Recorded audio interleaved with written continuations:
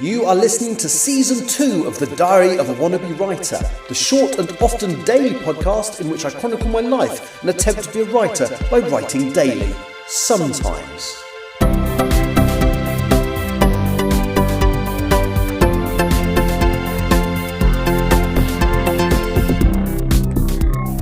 Hello, it's Friday the 27th of June 2025 and you're listening to The Diary of a Wannabe Writer.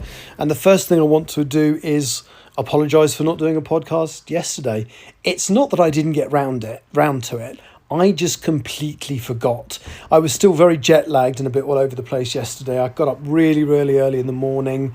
I didn't really do any writing yesterday. And so my intention was to get round to, even if it was just to do an excuse podcast, and I just forgot. I went to bed about 6:30 in the evening and didn't do it. Consequently, I woke up about 3 o'clock this morning. But there's been something annoying that's happened to me today. So I saw that I really like the ITV comedy drama series Doc Martin, starring Caroline Katz and Martin Clunes and an absolute Selena Cadell, a ton of great people. I decided to buy the complete box set on DVD, basically, so I did. And I ordered it yesterday. And I ordered it from someone I very rarely buy from because their service is so bad. But I just did. I bought it from Amazon against my own better judgment.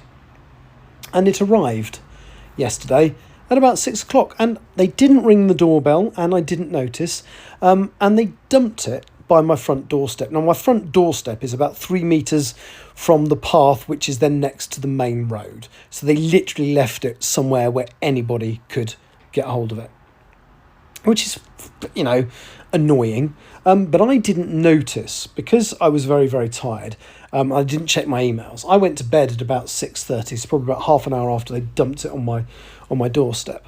And then I woke up quite early, as I said, woke up about 3 o'clock and listened to some radio comedy. And about 4 o'clock, I kind of looked at my emails and realised, there's some Doc Martin on my porch. I quite fancy watching some of that. So I decided to go down and pick it up and watch the first episode. And it wasn't there. And not only was it not there, I had looked around, there was absolutely no sign of it. So then I thought, well, maybe they realised they'd left it in a really dumb and exposed position. So maybe they've chucked it over the fence at the side. That's happened before. That'll be all right if they've done that.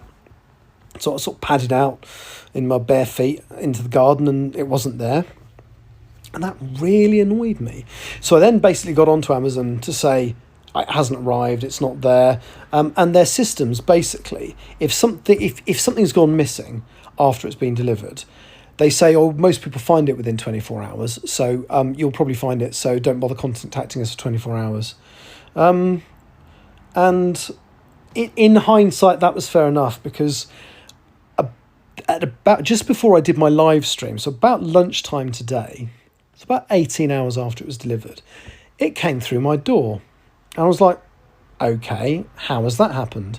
Now, I don't know for certain, but I'm wondering if my next door neighbour, who's quite good at stuff like that, noticed that it was lying there and thought somebody might pinch that and decided to sort of take it away for safekeeping. But then he popped it through my door, and this is the joke. The package that was left on my doorstep would have fitted through my letterbox. So why it was left on the doorstep? I mean, I have a photograph from 18 hours before it arrived with a picture of that same package on my letterbox. So I don't know what the hell's going on, but it just goes to underline, as I suspect, my neighbour took it to stop it being nicked and then popped it through the door when he had the chance. But that's not good enough, Amazon. That's absolutely shockingly shit service. It's kind of what I've come to expect from you.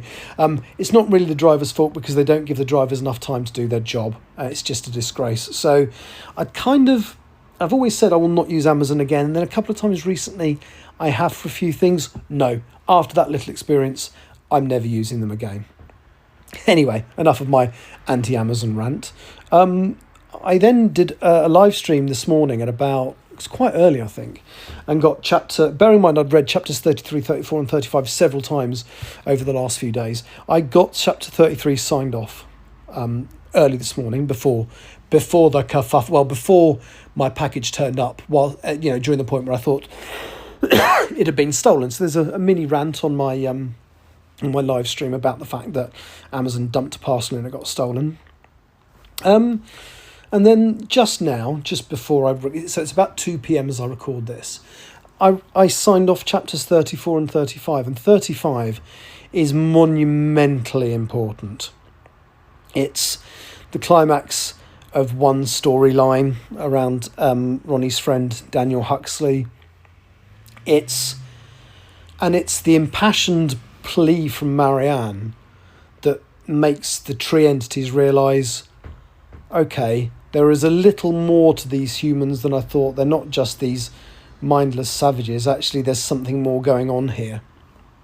And it's the impassioned plea that Marianne makes in the chapter that I've just signed off that leads Simon Wolf, the tree entity, possibly in the next chapter, decide, okay, maybe we should allow the designated survivors of the Earth, of the human race, to make it through Ragnarok. So we're talking a fraction of the Earth's population. So about 10,000 people in the UK out of how many are we now? 70 plus million. And it will allow them to survive. But anyway, so those are signed off. And that's great because, as I say, I had intended to sign off up to chapter 30 by the end of this month. I've done up to 35. I'll probably do more, to be honest. You know, why should I do those? Well, because the thing I really need to be doing is submitting the English Hikikomori and preparing the package to submit Still Life. But I have a funny feeling, as I've only got 8 chapters to go, I'm going to get this book signed off before I think about doing those, which is probably the wrong way around, but I'm in the right zone mentally to do it now. There's only 8 chapters left, so there's the 5 chapters of the climax of the story, and then the 3 chapters that were originally going to be the epilogue, until I realised I had too much stuff to cram into the epilogue, and if I didn't make it into 2 or 3 chapters, it would have ended up being like a 24,000 word mammoth, 80-page chapter, which is far too many. 80 pages? No, probably not that many, but probably 70. Anyway, I've rambled on a little bit more than I intended, but I have been better. I've had less that go massively over 6 minutes. Today will only be over by a minute or 2. Anyway, thank you for listening. This has been show 150, so we're halfway through the year almost, or we certainly will be in the next couple of days, because I'm hoping basically to do 300 shows before I break up for Christmas, a couple of weeks before Christmas.